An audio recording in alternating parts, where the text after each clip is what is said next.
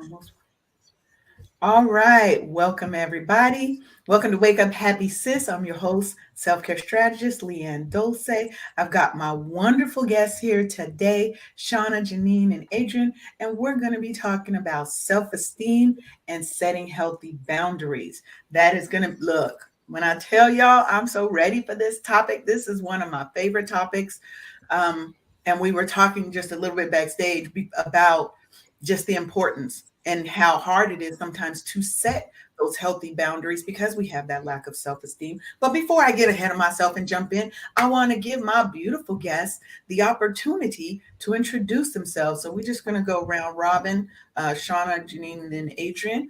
Go ahead and tell the audience who you are and what you do.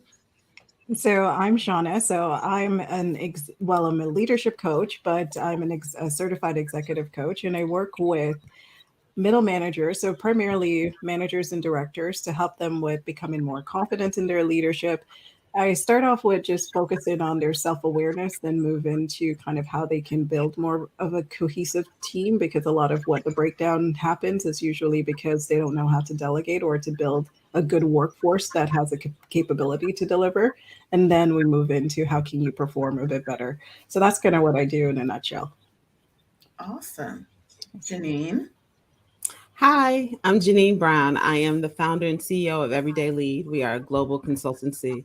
I'm based in Atlanta, and we help clients retain talent from intern to retirement who love their careers and the companies they work for. And we do that through professional development training and executive coaching and helping companies design retention strategies. And one of those strategies is creating healthy boundaries. So I'm really happy to be here. Thank you, Leanne, so much for having me. Thank you for being here. And my favorite is Adriane. Hey there. I am super excited to be here. Thank you again, Leanne, for inviting me to have this discussion today. Happy to talk about empowering and self-esteem. I'm Adriane Simpson, CEO and founder of the LinkedIn Pros, and I'm a LinkedIn strategist and transition coach for entrepreneurs and professionals who want to transition to more revenue and more income. I also partner with corporations to help them deal with employee engagement and retention by providing training for their employees. So happy to be here. Yeah. So look, y'all can see that this is a powerhouse little panel I have set up here, and I don't come to play when I bring guests on to talk to y'all. Okay, we are here, and let me just say, ladies, we get raw and real on here. If you need to toss out one or two little cuss words, because sometimes it's a part of the expression, right? It makes my lips feel a little bit spicy and tingly sometimes. I may toss one out, but we tell it raw, we keep it real and honest and open here. It's not about hurting people's feelings, but sometimes we gotta step on some toes to get the message across and to help people have their transformation. So I want to start today by talking about some of the benefits and the importance of cultivating self-esteem in Black women. So anybody can just jump in if you want to touch on that topic. Feel free. I'll start. Only because as you were talking, it's top of mind for me as I work with not only the Black women, right, the employees, as well as the companies that hire them, the leadership companies that look for this talent. And I've got a friend in my network who's an executive recruiter, and she said, Adriane, I look on LinkedIn for talent, but I don't post jobs, right? So she's searching and sourcing for people that fit a specific criteria. But what struck me is just insane. She said, once you get into the interview, like Black women don't negotiate.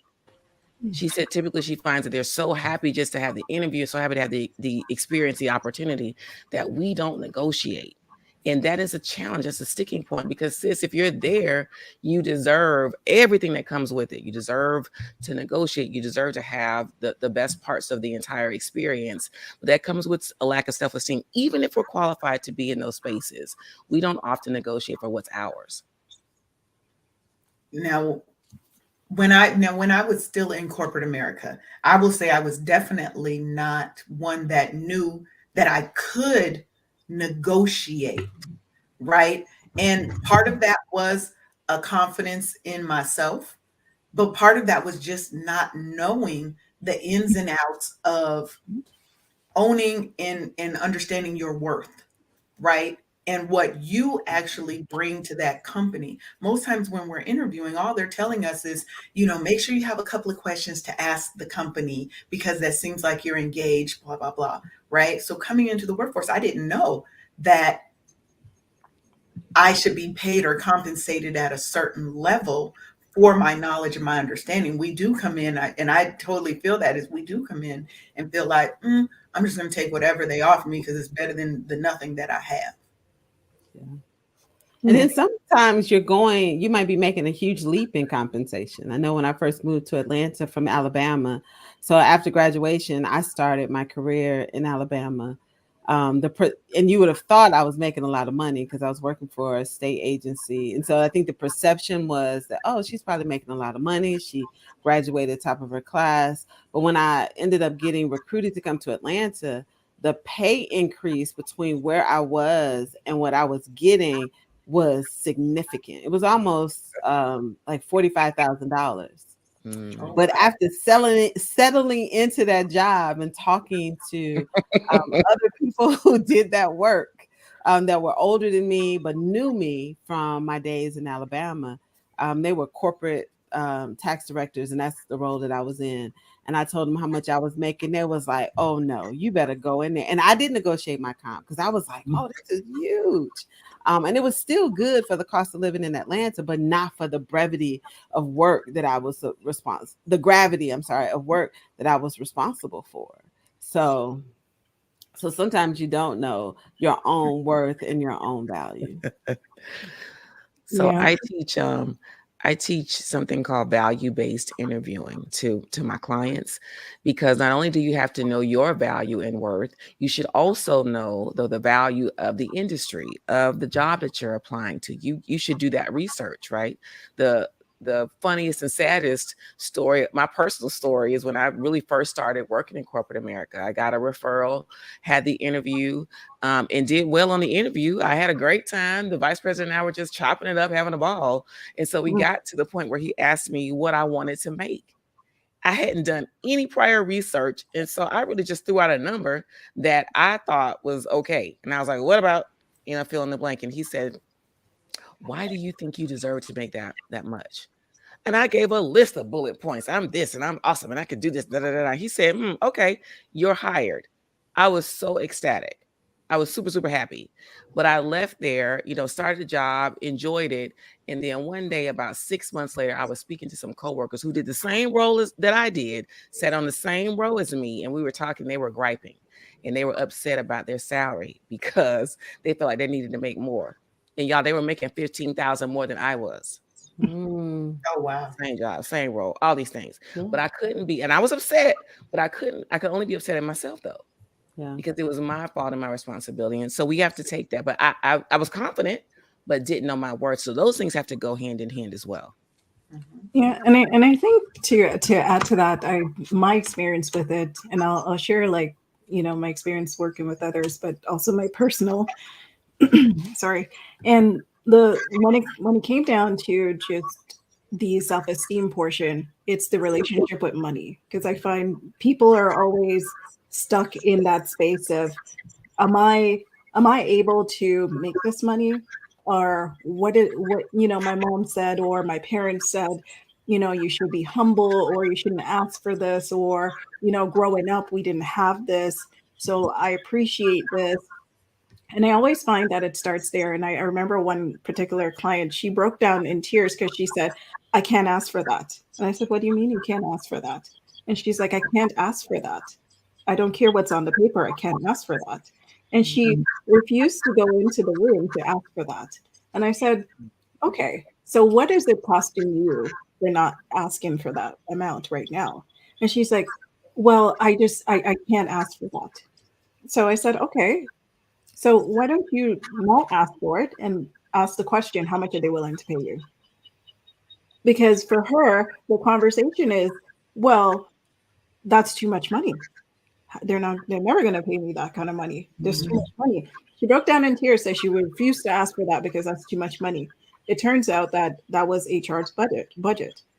They knew what the market was. They knew what they would have to give her, but she refused to ask for that. When we talked a bit more, she had more ties to money about not asking for money because dad took care of the money, mom didn't take care of the money. She had no real relationship with money, and she kind of just existed as long as it pays the bills. She's okay.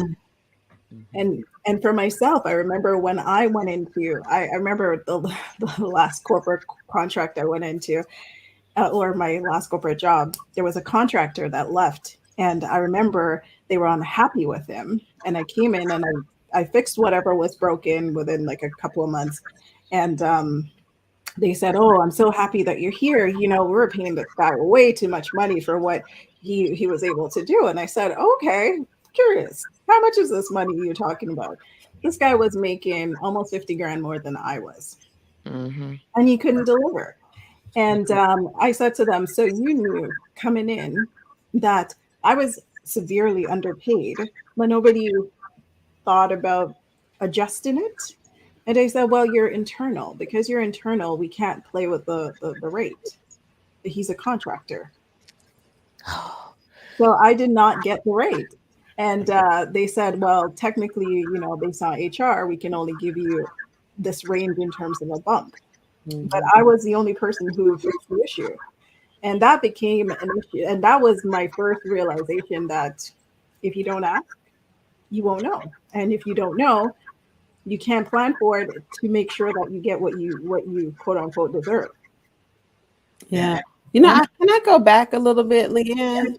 So I love Shauna said something that really struck with me that made me think, you know, kind of going back to the beginning, right? So when we think about, you know, self-esteem and self-worth and value, right? Adriane started this talking about, you know, a lot of this goes back to our own individual value, how we see ourselves, right? So basically that's what we're saying. How do we see ourselves and the value that we create at work? But this really does start when we're girls. Oh, yes. Right. It starts when we're girls. And Shauna said, you know, this woman didn't have a relationship with money because her father took care of it. And I think it's so interesting when I think about, I look at my smaller, younger nieces and nephews, and even myself. Like I remember going through these times from a girl to a teenager to a young adult, trying to really figure out who I was. Right. I could see myself as a granddaughter. I knew what I was as a sister. I knew who I was as a daughter.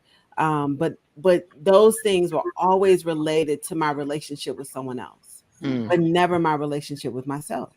Wow. I never, it took me a long time to develop a relationship with Jeannine. And I think a lot of women are so accustomed to being in relationship with other people and they see their value attached to that relationship. Right. Why we spend so much time spiraling when a relationship ends, be it a romantic, intimate relationship or a relationship with one of our friends and our girlfriends, right? Or even a fallout with a family member. Like some guys can be like, well, that relationship's over, I'm out, right? With a friend. But we have a falling out with a friend and we have such a hard time getting back to ourselves and even reconciling in that relationship because our identity is tied to it.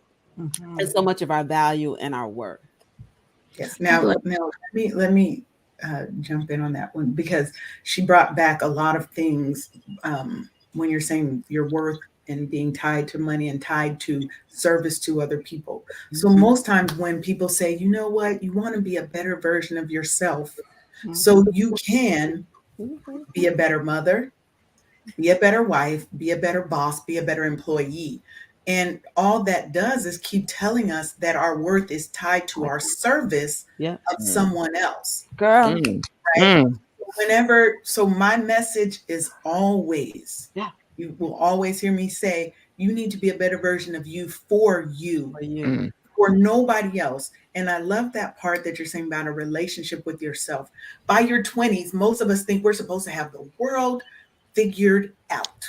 Where does that come from? I didn't think that though. And I don't know because like that in my 20s. You're supposed to try new things, figure out who you are, and establish that relationship with your authentic self. So you're not in your 40s trying to relive your 20s. Yeah. Right. Because you're just now learning who you are. Yeah. I just want to add though. So Jeannine just asked a really pertinent question though. She said, where did it come from? The idea, the comparative idea, right? That we have to achieve it all or figure it all out in our 20s. And out for myself, um, I was categorized or whatever you want to call it, as gifted, right? In the first grade. That's a heavy mantle to wear. But I didn't really understand. It didn't make sense to me. I didn't even understand what that was. But the label carried me all the way through high school. And so people, right, had different expectations of me based on what they knew about me or not. So did I have a high IQ? Yes. But my mom and my dad like didn't expose that to me. So I still don't know what it was to this day, but I was labeled as that. But because of that, I was given different privileges and opportunities, which then carried me to different spaces and rooms. But I was also the only Black person typically in those spaces and rooms. I mean, for like almost my entire, undergraduate, elementary, middle, and high school career, it was me. But of course, I didn't live like that. I lived in a very non-diverse neighborhood, right? Where you were one of many. And so, but my mom was an educator. She was very learned and all these things. My dad worked in construction. So I had a really good balance in the house, but I've always had a competitive edge. And as I got older, though, I, steered it away. So I would compare myself to my peers in terms of where I am now or how I'm trying to achieve. And then attending school at an HBCU, Florida A&M Rattlers, go ahead, go shout out Rattlers. I had a very competitive class. And so I'm in the business school, everybody's competing for this thing and a finite number of roles and jobs and internships. So it's fostered there, right? We're told to go to school, do well, get a good job, move forward, and compete against now other people. So we live in America, especially in a cycle of constant competition. And so if you're not moving forward and propelling yourself forward, then I felt you're falling behind. It was only until I started to carve out my own niche and determine what's going to make me happy, how I wanted to serve myself first, shout out to Leanne, right? And then other people. Because I always feel like I'm a pretty damn good version of myself now. I can always be better, absolutely not perfect. But I feel like I always do the best that I can in the space where I am. Now, let me ask you this, Adriane. Growing up, being labeled as gifted, having that pressure on you, what did that do for your self-esteem? Because it can sometimes go either way. Either it's going to boost your self-esteem, or you've got so much pressure that you start second guessing and doubting and having self-esteem issues. Baby, you know me. Listen, I've had this same self-esteem since I was 2, and I'm not kidding. I introduced myself and never had a problem with that. And it was fostered. I wasn't arrogant, or because black girls aren't allowed to be arrogant, right? They're not allowed to be forward. But I have been called in later years aggressive, pushy, sometimes a B word, right? And even in corporate spaces, that became a problem for a white woman that I worked for. She told me, she said, you can come across as the smartest person in the room. And I said, wow, that certainly isn't how I carry myself, because I'm a servant leader. I help to support and lift everyone. So the fact that she said that I knew was her challenge and not mine. So in answer to your question, it helped me to elevate my confidence level, but it was supported by my parents. It was supported by the environments that I was in. Like I had a really healthy childhood. I was pushed and expected to do well, but I was also given those tools, right? So to me, it was a natural progression. It wasn't until I got older that people started to try to knock that down. Chip it away. Now let's shift a little bit, because I want to definitely make sure that we're talking about boundaries, because that's my jam. That's where I really want and feel like a lot of us need a lot of work. But before that, let me do my station identification. You are listening to Wake Up Happy Sis on KCCR The Brownstone, where we are changing the narrative for Black and Brown people by telling our stories our way. So just had to get that in real quick. Love that. But that's so, as we're thinking about setting boundaries, right? Setting that your own sense of identity and purpose. What would you say, and we're going to start with you, Shauna, what would you say maybe was your kind of defining moment in recognizing who you are and getting that identity and being able to set healthy boundaries and stand in those boundaries. So I think I mentioned it backstage, but I think when I had my son was the first moment I had those the need to make sure that boundaries were in place. There just wasn't enough of me to go around. And what I found from it, especially I had my son around 19, so I was still trying to figure myself out. So when I had him, I had to sit down and actually think, okay, well, who am I? Because I didn't have enough time to really understand who I was. And it was 4 years into being a mom that I think I've existed so long, just doing all the things, the daycares, the drop-offs, the staying up, the changing everything. And at the same time, I was still trying to finish off school. And I remember thinking, why do I feel so overwhelmed every single day? And I just couldn't feel like I was settled. And I'm a person who like to be grounded. I like to kind of keep things at a certain pace where I have a bit more control. I like to forward think, a couple of years, days, months out. And when I realized that I was doing all of that, but I wasn't able to do it in a way that had me in it. I had to, make sure he was in school, make sure this was going on, make sure I finished this, check in on the family. I had everybody else but me. So the moment I realized that that was happening a lot for me was he was around 4 or 5, and I remember sitting in the car and thinking, I can't do this. I can't go to work, come home. It felt like a cycle, and then I decided, you know what? Tomorrow I'm calling in sick, and I'm going to check myself into a hotel. And I did. I checked myself into a hotel. I stayed there. I called his dad and I said, pick him up. I'm not gonna do this. I'm gonna stay overnight and I'm just gonna sit with myself. And I sat with myself that whole night. I think I had a couple of good cries. I had a couple couple of moments where I wrote everything down. And the question that kept coming up, well, who am I? What do I want? Do I still want the same things? And I realized I didn't even want the same things. Mm. I was trying to go after being an accountant. My mom was very happy with being an accountant. At least it was a profession. Um, and I didn't feel it. I didn't feel it. And I realized I was studying to do it. I wasn't connected to it. I had other aspirations I wasn't tapping into. I didn't even read. I was writing poetry. I never went back to it. I was doing anything creative. Everything was tapped out. So that day in the hotel, I actually sat down and I wrote everything current state and I did a future state. And that was the moment it highlighted to me that I wasn't in the right direction and there was no way I could continue. And that was the first time I realized that I had to really take a step back and just do me. And even though, I had a lot of friction with my in-law at the time because she's old school. She was like, you shouldn't be working. You should take care of the baby. You should not. He should be home with you. That's why he's sick. And we had so much friction.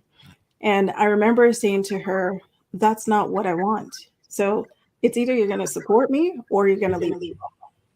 That's right. And that was the first time I ever put a boundary in.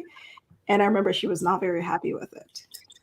But to this very day, I think she respects me about that because I've never faltered on it. I said, it's either you're going to support it or you're going to leave me alone. And we decided to go with the support. So we were good. And what about you, Adriane? Boundaries are interesting for me. Uh, I don't typically have an issue with exerting or sharing, or even establishing them, right? I have a heavy timbre in my voice, a deeper timbre rather. So for some people, it's an intimidation factor. And I'm keenly aware that as a Black woman with a deep voice, in some spaces, this is boundary enough. And I have learned to throttle forward or ease back and smile and deliver in a different tone depending on the situation.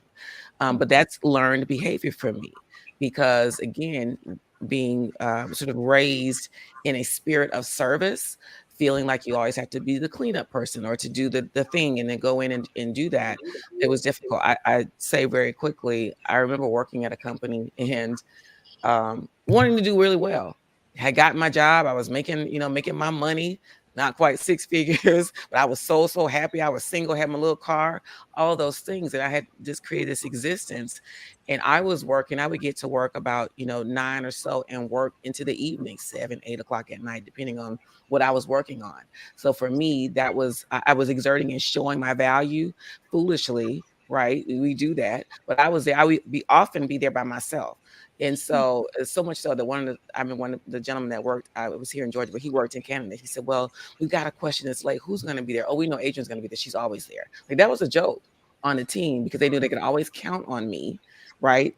And then I learned quickly, like, this isn't serving me. And then I got laid off. Now, the two aren't comparable, right? It's economic downturn. It was in, manufacturing industry, but we have to exert boundaries because when things happen and we get laid off or something happens and you lose your job, then you have all of your self-esteem tied into this role in this job. When they aren't combined, they aren't conjoined. You're supposed to do good work because you want to. I needed to exert boundaries and I didn't. I've learned that though. Here's when I work. I give you my all when I'm doing it. Full-time contract, whatever the case may be. And I have learned also, and Shauna mentioned when she had her son, I learned a little bit before that because I was having the challenges that I shared, at my former corporate role. And my husband wrote on this whiteboard that's on my refrigerator right now, it's just a job. You can get another one. And so from that point on, I really started to plant my flag in the ground and continue to exert those boundaries for my peace of mind. Yeah. Y'all, that was so good. So am I next, Leanne? You are. I'm just gonna jump on in. What happened with me is I think I had to get in touch with like all the different personas that I was trying to operate in and other women operate in, right? So we have songs about us being a superwoman and an independent woman. Some of us are perfectionists and all of these things. And what I recognized for me was I took on the persona of the savior. Now, before I identified it and it was brought to my attention, I would have denied it. Like, only one savior, that's Jesus Christ. Right? I would have pretended that was not me. But oh yeah, I was a savior. I was the one motivating, picking people up, making decisions for others, and doing all the things. And when I think about setting healthy boundaries, the first boundary we have to set is around our own selves and our behaviors, right? We be, again, outward looking like they're not going to be using me and we're trying to set boundaries around other people, but it's us. And so I had this savior persona, and the savior knows more. They know better. They know the right ways to do things. They know the best way to do decisions. They know all the stuff for everybody else's life. And so once I recognized that, and it was a man, I was taking this class and we were moving my mom, and I was just so frustrated with her because I had ordered the truck. I had made all the plans, had the schedule together, what time we were moving. I had coordinated for my brother, my niece, all the things, right? I had a perfect day planned and nothing was working. I get in town, my mother ain't packed nothing. She said she'd been packing. She ain't really packed nothing. The garage is full of stuff, the basement, just stuff everywhere, all over the place. And I'm on the phone venting. And the guy said to me, he said, and he was so compassionate with me. He said, well, did anybody ask you to do that? And I said, but she's moving and we only got like 3.5 days and we're going to be in town. And he was like, no, Jeannine. Did anybody ask you? Did your mom ask you to do any of those things? And he was so right. She did. I had expectations of her and everybody else because I jumped in to save the day. Yeah. And so I think for me, that's my biggest realization. And I have to remind myself of that often. God did not put me here to solve everybody else's problems. He did Amen. not put me here to pretend or be the person to fix everybody else's things. And what I found out, the person that was most frustrated was me, right? I was frustrated because they didn't appreciate it. I was frustrated because I felt, like they were wasting my time. I was the one upset. Ooh, you And I was preaching this. right. And I was actually upsetting other people, right? Because I was being disruptive and acting like I knew what was best. And I really didn't. So for me, Leanne, that's my thing. I had to recognize the personas that I was walking in. And did nobody crown me the savior? um, but me. And I was the only person that was really the most unhappy in that role. I Yes. feel a little bit of attacked, but I'm gonna put my head down. Right. No, she totally got me triggered over here because you were the savior. I is, am I was like, was? the cleanup Current state. woman. Okay. Oh, so you the janitor. I've You the always been janitor. the cleanup woman, right? Come in and save the day. Come in and fix what everybody else done Indeed. messed up. Leanne will be available. She don't sleep. She Oof. don't sleep. I had a client last night message me, and so I'm in the IT space. That has been my major world for most of my life, right? Which is definitely not a black female space, Uh-uh. right? So I've always been the cleanup person. Client called me last night. I think my site's under attack. Fix it. It's 9:30 at Mm. night. Are you on call? I, I it took me 20 minutes to message him back, but I messaged back. It's 9:30. I'm in bed, and I will address it tomorrow. Mhm. Mm. But before I would have never done that, right? I would have been like, oh, let me get up, stop everything that I'm doing because I'm used to being the cleanup person, which goes Mhm. to my self esteem, which goes to my identity, which goes to my confidence, right? Because I've Mhm. always felt like I had to be better than anybody else in the room to prove Mhm. my worth. I mean, when I worked in corporate America, I worked at AT&T and I had locks down in my butt. Okay. So I'm this earthy black girl, and they had started a new team. So I've written all the documentation for this team. I wrote the training plans. I trained all the people. And my manager gave me a performance review that was 3 months late, by the way. We ain't even talk about that. Mm. But he rated me a 2 out of 5. A 2 out of 5. And the first thing I did was go into that little space of I must not be good enough. And I did miss a thing or two here or there, but I had to ask somebody else that I had just trained to be a manager.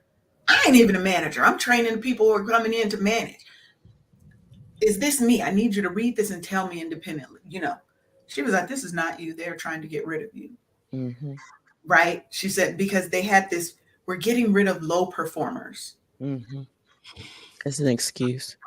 It's Yeah. an excuse. But I had to muster up my own confidence and look them in the face, look my manager in the face, and let him know it wasn't going to happen like that. You know, in the end, I ended up going to get a job that was paying me 15,000 more, and they was left to clean up the mess because who wasn't there anymore? The cleanup crew. But so often we're in that space that you just described, because I've been there too. And you think you're the only person that it's happening to because we don't talk, we won't tell anybody else. So we're in that space, we feel attacked, we're under attack every day, self-esteem being hit. And you went immediately to a space of you're not good enough when in fact you were overperforming. And I Yeah. had done the same thing. And I remember talking to the gentleman who was the head of diversity, equity, and inclusion at the company where I was. And he told me in confidence, Adriane, there is an undercurrent, a systemic campaign to get rid of Black women on PIPs, on performance improvement programs. He said that's how they're doing it.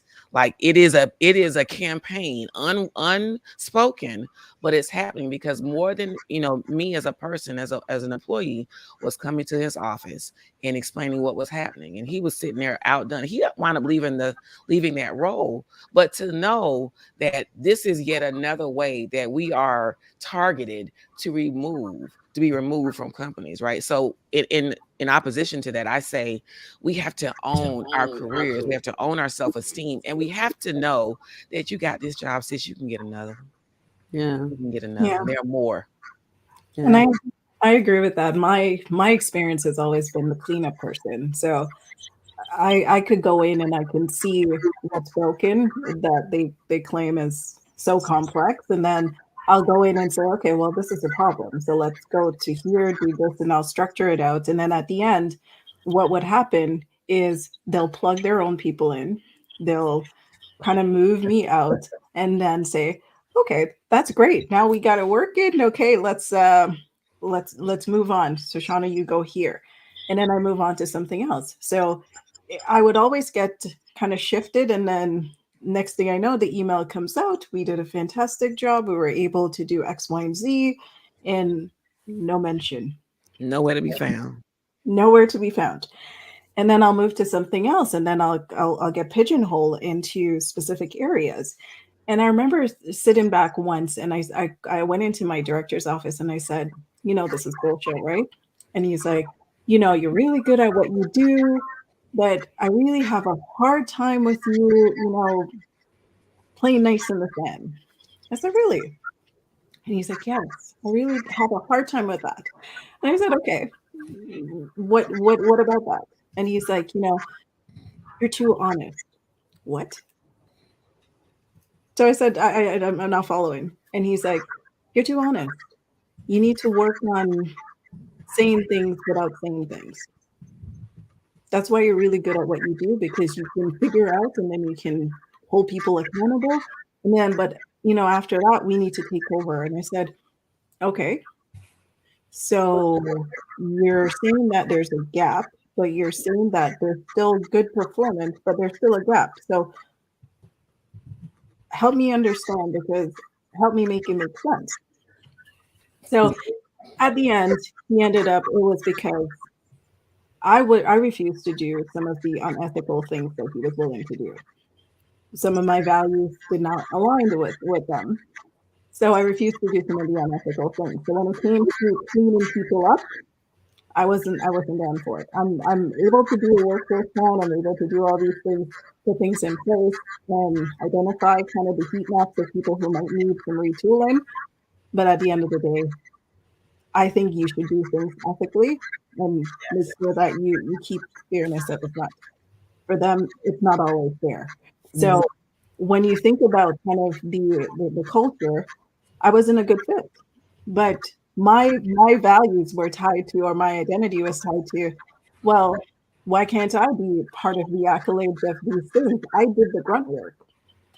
They were stuck for how long, costing how much money, and I fixed it. And then you moved me to the next problem, and then the next problem, then the next problem. So I'm not like the underdog clearing up the gunk, and then everybody else rises to the top. So I don't understand.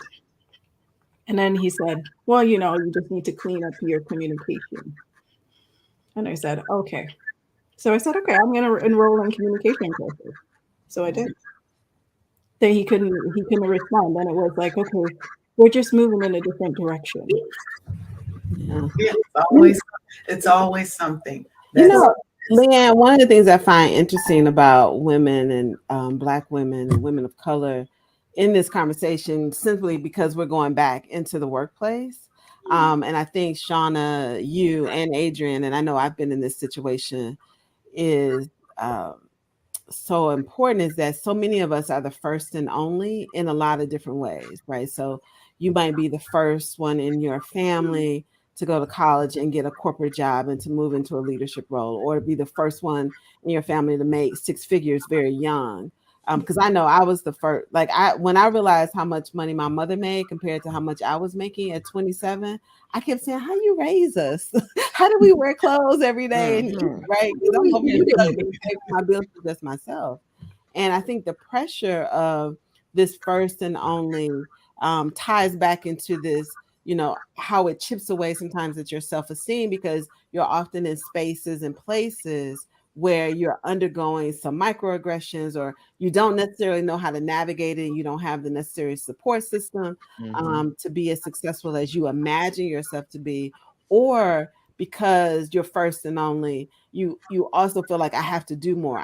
You overcompensate for that. You're either giving more to other people financially, or you're exerting more energy and time, helping people solve their problems, or, so there's all of this that goes along, I think, with that for women that we're carrying. Like, it looks great to be the first Black woman the first woman who's done these things.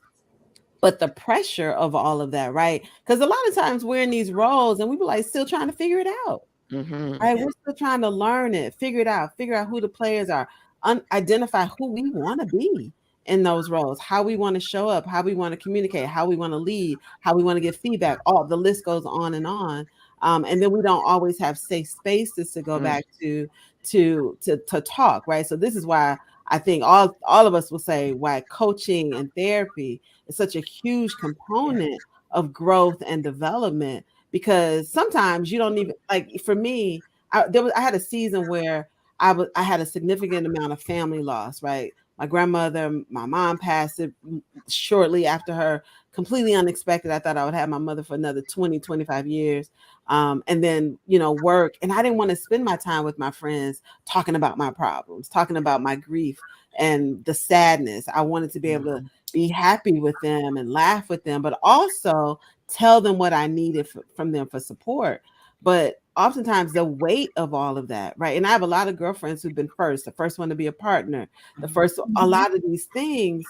And sometimes we just want to have fun together, but we don't have a safe space. And so, that's why I think the resources needed to continue to ensure your self-esteem is strong, and that you're creating healthy boundaries first for yourself so that you can communicate what you need to other people. Because that's where the boundaries with others start, is like communicating, telling people what you need from them, telling people what you need them to stop doing and to start doing, right? It's like that whole model, that stop, start, continue. Keep doing this, stop doing that, and let's start doing these things. And I think if we can get those sort of model that for ourselves, that some of that pressure that we feel to take on these personas, we can let some of that go. And I'm gonna say this one last thing.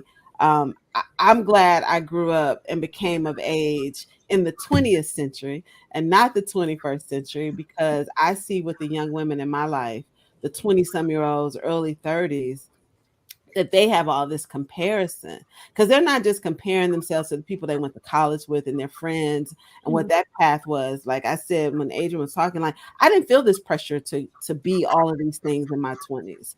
I was very clear that I was still learning. My family was supportive around that. Like, go out there, explore the world, right? You can do this differently. Now they got this thing right here telling them that they should own a home. They should have a by Tesla. 15. Yeah, they should be investing in property. I had one young lady, she had just started a new job, and she was texting me like, Auntie Jeannine, I got to figure out my multiple streams of income. I said, girl, you need to learn the job you in. Right. You need to learn this job. Master a few things on this job. Get your promotion, get your bonuses, and then let's talk about it. I said, get some passive income. Start investing in the stock market. Get you a wealth manager or something. I said, but you don't need to be selling, making, baking, nothing while you're learning this thing. And so I think we have too much pressure on, and then it's the people who are giving us the pressure ain't even doing all the things. No, they're not doing it. No, So, let me address that real quick. I just want to say one thing, because I knew you've been itching to get in, Adriane. I saw you over there. But I think especially now for young women, when you look at, we've got the Instagram influencers, all these 18, 19-year-old millionaires, okay, right? It puts so much pressure on them to be everything at such an early age. And you haven't even figured out who you are yet, right? They don't even have the luxury of making a mistake, because now all your mistakes are on the internet, right? So I agree with you, Jeannine. I'm so happy that I grew up, when I grew up, before we had all of our business on the internet every day, all day on Front Street. And we now have to not just compare ourselves to our friends, but to all the other people who are seemingly doing way better than us at this time in our life. So go ahead. Oh my gosh. Can I just say one thing? You talk about just social media, which is insane and just hyper Oh, we're hyper aware of everything and everybody from here to the Ukraine to Indonesia to all over the world. So not only are you comparing yourself to your friends, to everybody in your, phone, Instagram, influencers, and somebody in a hut in Kazakhstan. I mean, it's ridiculous. And so we have all of these influences, but I'm just gonna say this without dating myself. Friend, I came to Atlanta for Freaknik. That's all I'm gonna say. And some of the judges and politicians, and I'm being very literal, attorneys, very well respected attorneys that I know would not have these roles if social media were around back in the day. That's all I'm Right. gonna say. You better tell it. Sitting, and I'll just tell them, me either. Companies will not be trusting me if they saw me sitting on top of that car. Listen, and I went to school in Florida, so not only was there Freaknik, there was Daytona Black Beach Weekend, all the things. I All was a the good girl. things, right? I was a So good I girl. love the I'm just fact that saying. we were free to be youthful, but you're right. I see all these things now, but I also at the same time, I'll tell you this. I do, and Shauna, you might see this with the work that you do with your corporate clients and your clients. I do appreciate young people for being aware that their mental health is important, right? Yeah. So if we think about setting healthy boundaries and self-esteem, and not to derail this conversation, but I see them setting a lot more boundaries, right? Some of them I think are ridiculous, like don't call me without texting me, but that's your work phone. So, but anyway, I digress. But I do like that, right? I do like the fact that some of them will say, you know what, I'm going to communicate to my leaders that I'm done on Friday at 5 o'clock and I'll see you on Monday. That's right. That, And I saying it. do. I appreciate that quite a bit.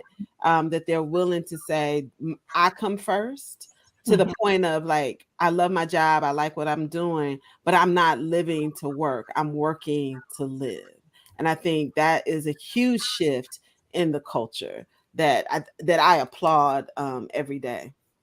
Well, they're not afraid. They're not afraid to move forward. I just want to add one thing, and then I'll stop talking. But Jeannine mentioned therapy and coaching, right? And so we all on this call are coaches in some way, in some right, with our audiences, with people that we interact with. But I would just like to add, for those folks who are either challenged with establishing boundaries, period, let alone healthy or not. But if you're challenged with establishing boundaries, then it is absolutely okay to enlist the support and help of a therapist, right? And with a coach, an executive coach or leadership coach, like part of the role is to help you to craft and create what those boundaries should be, and then train you how to walk into that. Right. So for my clients, we talk about the challenges that they've had prior and where they want to go. So there's a gap there, right? There's a gap where they currently are typically and where they'd like to go. And typically that's around some work that we have to do or some steps or some training that we have to employ. But it is absolutely okay and great to establish boundaries with the help of a therapist and or an executive leadership performance coach, fill in the blank coach. And that's a great segue. So get out of my head, because that's where we were going next.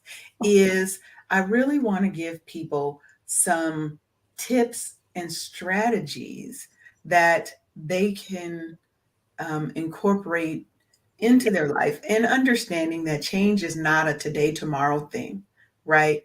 Change takes time. Growth is sometimes painful, it's sometimes ugly, but it's necessary if you want to transform your life from where you are to where you know you can be. So, if you have one or two little tips or strategies that you would leave with your younger self, right, around confidence, identity, setting boundaries, what would that be? So, Can I Shauna. go first? Oh yeah. Oh, Shauna, go ahead, No, Shauna. no, Go go ahead, ahead. Shauna. No, Shauna no, had chocolate. Go ahead, no. Shauna. No, so I'll answer that question, but I wanted to share because I think Jeannine, you had brought up like just kind of the boundary set in the workplace. What I've noticed is the DEI piece where there's now that injection of DEI promotion, and then because of that, I get a lot of people who feel lost in the role because they don't have those supports. And because of that, they're set up for success, because the measure of success is not attainable because they don't have the support. So that was the piece that I wanted to share. And in terms of the boundaries around that, so one of the challenges that I see when I'm working with a lot of people is the fear that comes up with setting boundaries. A lot of that is centered around the fear of losing relationships, or the fear of guilt around making the wrong decisions, or the identity piece. Am I going to lose everything as a result of this decision? And one of the things that I always go back and center around is the boundary is never about the other person. It's always about you. It's like creating a fence around you to say, this is what makes me whole. And I want you to understand what makes me whole so I can be the best performer in the role so that we can work around that. And I think when we're getting into leadership, a lot of, even though the Gen Z might say, "Oh, don't call me before you text me," what I always say, my rebuttal to that is push back if you're in the leadership role and say, "Understood. Let's set some expectation as a team as to how we communicate." Because the boundary as a team needs to be in place, and the boundary as a leader and as an individual has to be in place as well. So let's make sure it's all aligned. Because if I need you because there's an SOS, I'm not going to text you. That's just part of the policy. We're not gonna test you. We're not gonna text you as a result of that. However, I will respect your boundaries for everything else. So let's have that communication. So the tip I would leave is, in order to understand, in order to set good boundaries, you do have to empathize enough to really understand kind of what the fear is around those boundaries for people, and then be clear on kind of how to communicate that so you can deliver those boundary expectations, and then you can enforce it if you need to. I love that. Jeannine? So I think for me if I were to go back to my younger self, I would tell her, "Girl, you doing all right. Like just be here, be present."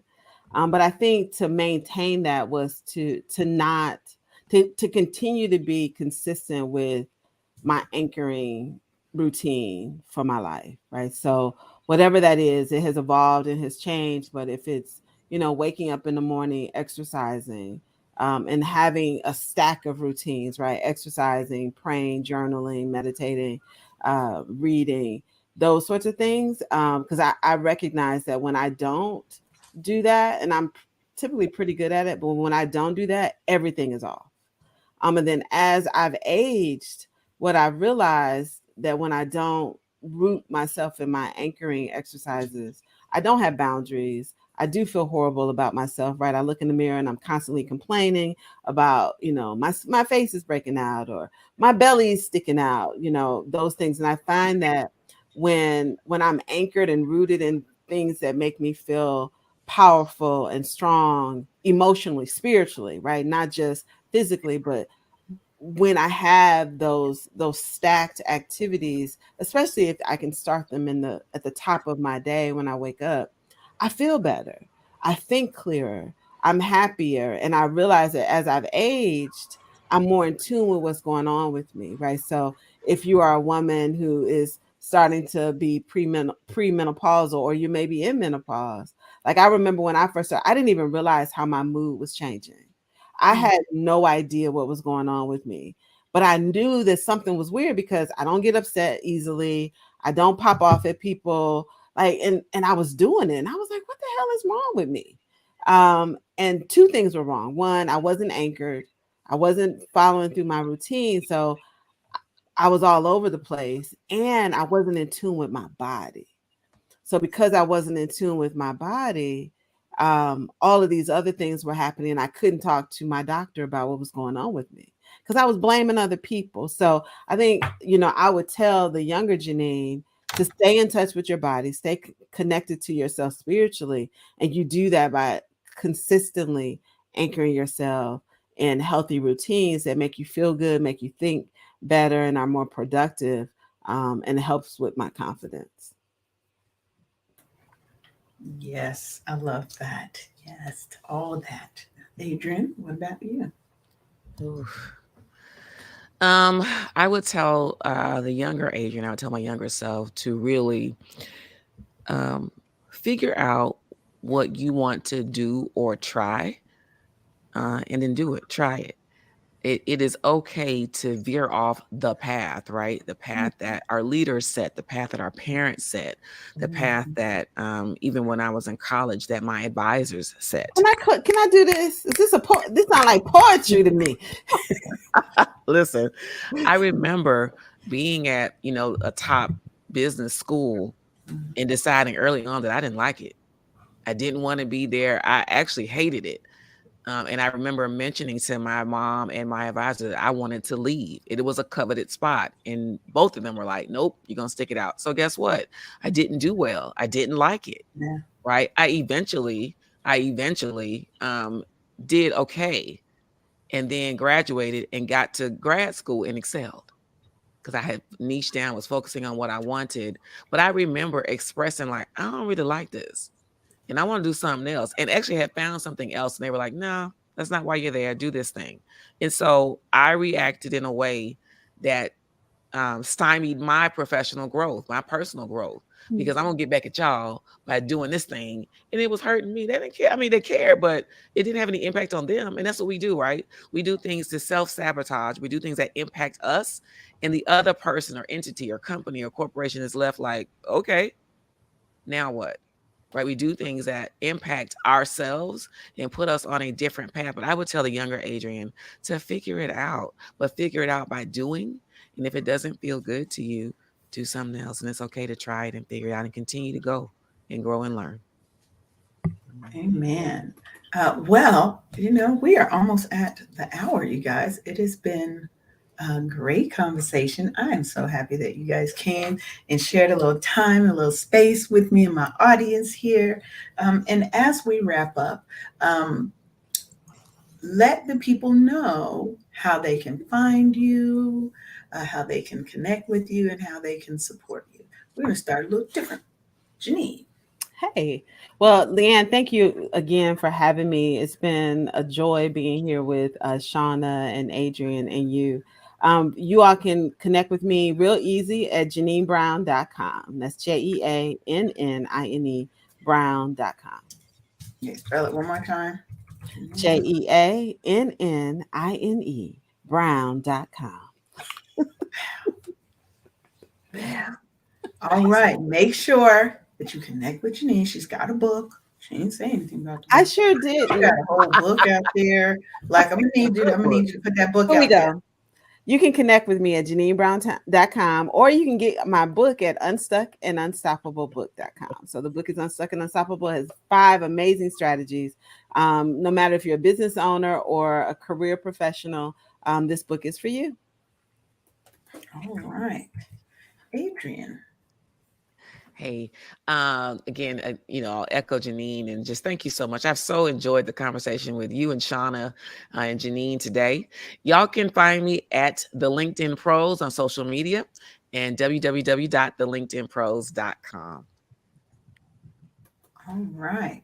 And Shauna. Yes. So same, I'm going to echo the same sentiments. It was such a great conversation and meeting all of you guys, ladies. So in order to reach me, I'm at www.concaved.com. So that's spelled with a K, KONCAVED.com. Hold on, you can have a second. See, I'm trying to do too many things at once because I'm supposed to have these. See, that set your boundaries for multitasking, friend. Look, no, look, my stuff go show up. If you want to reach Love Shauna, it.